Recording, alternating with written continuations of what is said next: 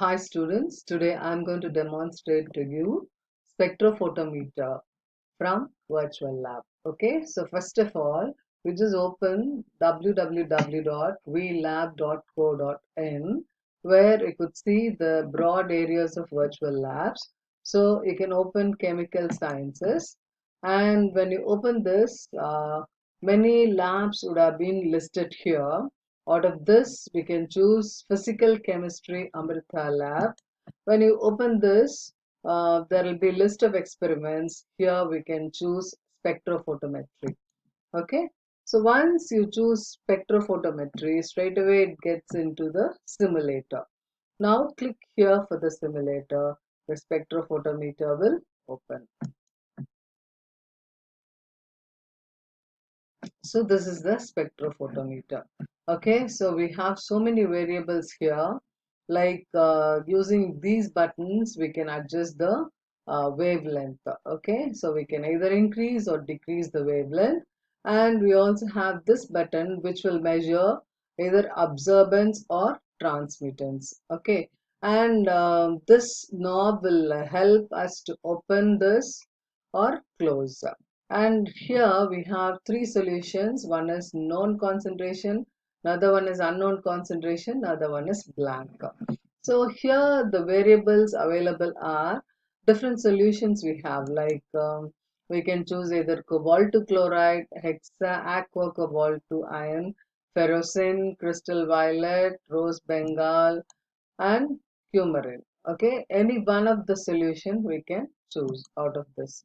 And we can also vary the concentration. By varying the concentration, we can measure the absorbance. Okay, and this cuvette length is fixed as 1 centimeter. It is fixed at 1. Now I think we can start the experiment. So I am fixing the wavelength as 350 nanometer. And first of all, let me check with the blank solution. So before that, I can click here to open, take the blank solution, and it could be closed. When you close it, the absorbance will be measured here. If at all you click this, the transmittance also can be measured. So whatever values you want, like whether absorbance or transmittance, anything can be obtained from the display. Okay, you can either print it or note it down. Okay, so in between each values, we need to reset the instrument. So we finished taking the values for the blank solution. Once again, you just click here to open. Now it will be replaced. Now once again you can close. Let me reset it so that I can choose the solution. Now I am choosing cobalt 2 chloride. Okay, so cobalt 2 chloride. Let me fix the concentration as 0.001 molar. I am taking the known concentration. So first of all, I need to open the lid, take the known concentration. The concentration is 0.001 molar. Okay, close the lid and find the absorbance. You can note down the absorbance for 0.001 molar. Okay, so once the absorbance is noted, once again you open it, replace it. Now you can change the concentration. Okay, so in between each values we need to press the reset button. Okay, so now I have reset it. Now I can choose the next concentration. It could be 0.02 or it could be 0.03. Okay, so now I've taken 0.02 concentration. So click here to open, take the known concentration,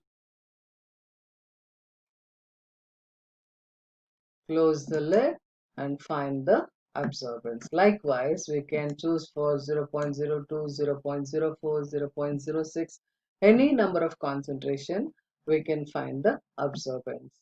And this obeys Beer-Lambert's law, which gives us a mathematical relationship that absorbance is equal to epsilon Cx.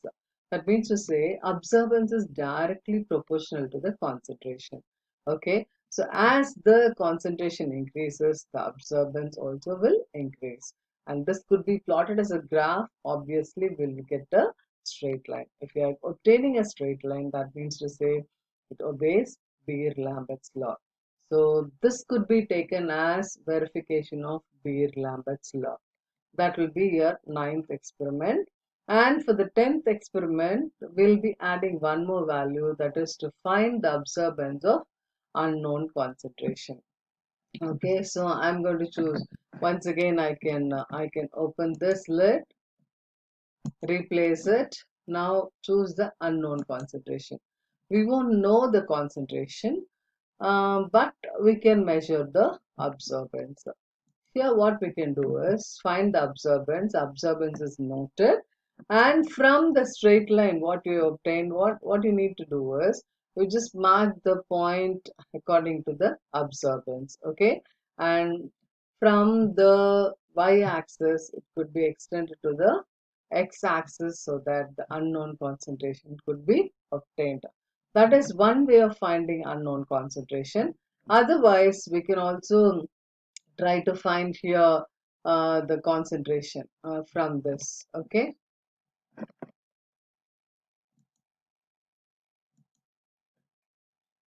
so by plotting the graph, we have a concentration in the x-axis and absorbance at the y-axis.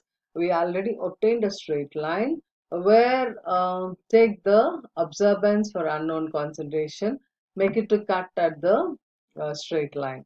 Wherever it cuts at the straight line, that corresponding value will be the unknown concentration. So this is how we can determine the unknown concentration of any solution using spectrophotometer.